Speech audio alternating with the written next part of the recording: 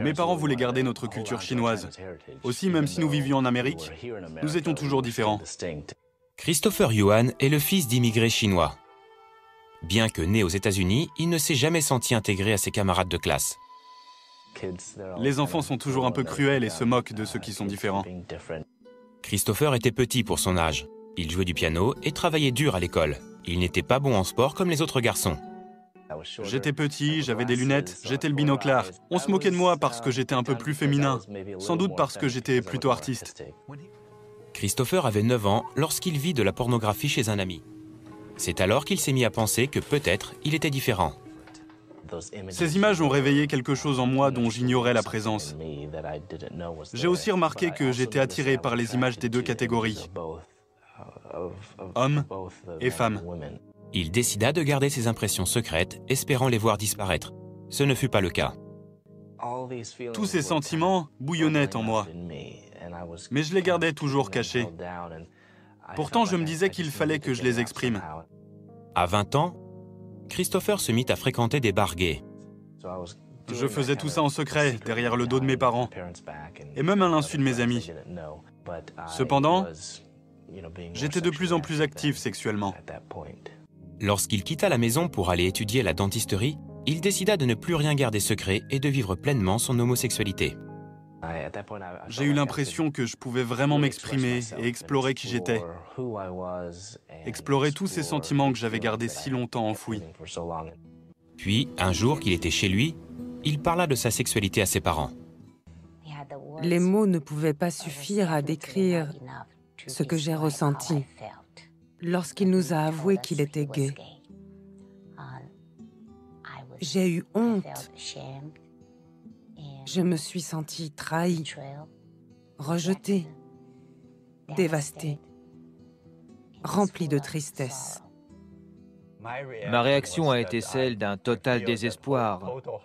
J'avais abandonné tout espoir. Tous deux se mirent à prier pour leur fils. Celui-ci, étudiant en dentisterie la journée, ne faisait que plonger davantage dans l'homosexualité et la drogue durant la nuit. Je voyageais un peu partout dans le pays, me droguant et vendant de la drogue, ce qui fait que je ratais de plus en plus de cours.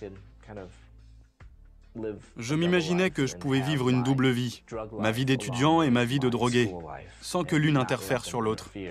Il ne fallut pas longtemps pour que ces deux mondes entrent en collision. Christopher fut alors renvoyé de sa faculté seulement 4 mois avant la fin de l'année. Après avoir été renvoyé, je me suis entièrement adonné à cette vie dans la communauté gay. J'ai aussi fait ce que je savais faire de mieux, revendre de la drogue. Il gagnait beaucoup d'argent et avait plusieurs rendez-vous sexuels chaque jour. En fait, j'étais traité comme une superstar et je me sentais vraiment invincible. J'avais l'impression d'être moi-même Dieu. Ses parents refusèrent de l'abandonner, même si lui refusait de garder le contact. Chaque matin, avant de commencer la journée, j'allais prier. Dans une de mes prières, je disais « Seigneur, aie pitié de mon fils. » La réponse à cette prière se concrétisa un jour par des coups frappés à la porte de Christopher. J'ai ouvert la porte et ce n'était pas quelqu'un que j'avais déjà rencontré auparavant. C'était 12 agents fédéraux de la brigade de répression du trafic de stupéfiants. Et juste derrière moi, dans la cuisine, se trouvait toute ma drogue. Ils m'avaient pris en flagrant délit. Et j'ai été arrêté avec l'équivalent du prix de revente de 9 tonnes 100 de marijuana. 3 jours après avoir été envoyé en prison, quelque chose dans une poubelle attira son attention. Du coin de l'œil, j'ai vu quelque chose, un livre. Je me suis arrêté et me suis penché pour le prendre. C'était une Bible Gédéon. Pour la première fois, j'ouvrais un bon livre. En le lisant, j'ai compris combien j'avais été rebelle, non seulement contre la loi et contre les hommes, mais aussi contre Dieu. Christopher apprit qu'il y avait des conséquences à ses actes. Ils m'ont envoyé dans le bureau de l'infirmière et j'ai vu sur le bout de papier que j'avais reçu 3 lettres et un signe. Je l'ai lu et c'était VIH positif. Christopher retourna dans sa cellule comme s'il venait d'être condamné à mort. Il s'allongea et regarda les graffitis sur le lit au-dessus de sa tête. J'ai remarqué quelques mots que quelqu'un avait griffonnés. Il était écrit « Si tu t'ennuies, lis Jérémie 29, 11. » Ce passage dit « Car je connais les projets que j'ai formés sur toi, dit l'Éternel. Des projets de paix et non de malheur. » Après avoir été condamné à 6 ans, après avoir appris que j'étais séropositif, j'étais au point le plus bas et le plus désespéré de toute mon existence. Mais ce soir-là, Dieu m'a donné suffisamment de foi pour tenir jusqu'au lendemain. Christopher s'appuya sur l'aide de Dieu pour tenir le coup, un jour à la fois. Et lors de cette période qui a duré 1 année environ, j'ai donné ma vie au Christ. Et c'est alors que j'ai compris que je n'allais plus vivre à ma manière, ou même encore à la manière du reste du monde,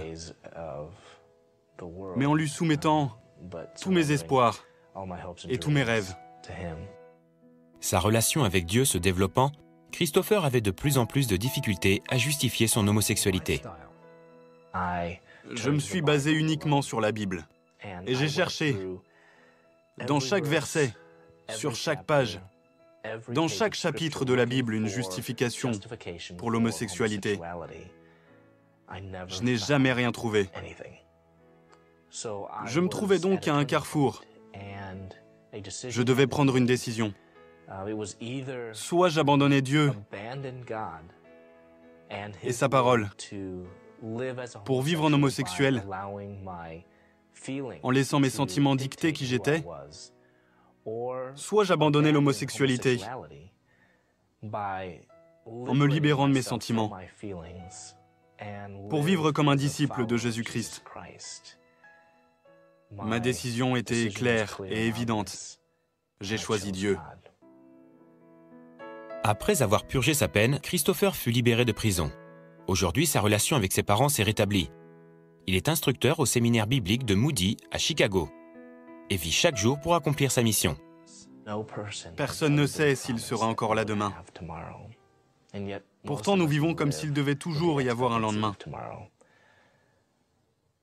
Il aura fallu que je devienne séropositif pour réaliser que je devais vivre en profitant de chaque instant. Et Christopher ne se définit plus par sa sexualité. Mon identité en tant qu'enfant de Dieu doit être en Jésus-Christ seul. Ne vous focalisez pas sur vos sentiments, ne vous focalisez pas sur votre sexualité. Focalisez-vous plutôt sur une vie sainte, sur une vie de pureté. Être chrétien n'est pas chose facile. Je peux toujours avoir des luttes, mais Dieu m'a donné sa grâce. Dieu a eu la victoire sur la croix, et bien que je puisse encore avoir des luttes, je ne suis plus enchaîné à présent.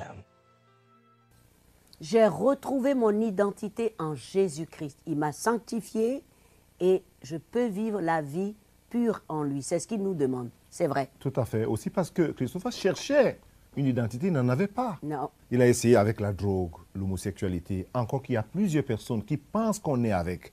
Mais c'est un choix. Il le fait savoir. Mais ce qui est aussi touchant dans son témoignage, c'est la patience des parents. Oui, et l'amour des parents. Et l'amour des parents, oui, qui ne l'ont pas rejeté, qui, dans la patience, dans la persévérance, ont attendu. Et la prière. Et la prière. Et le Seigneur, dans sa grâce, oui, s'est révélé à Christopher. Il veut le faire pour vous. Il est en train de te parler en ce moment. Il veut que tu comprennes que ce n'est pas un accident. Il y a certaines choses dans la vie qui ne sont pas des accidents. Non, c'est un choix. Mais Jésus est là pour te donner une identité. Peut-être tu cherches aussi.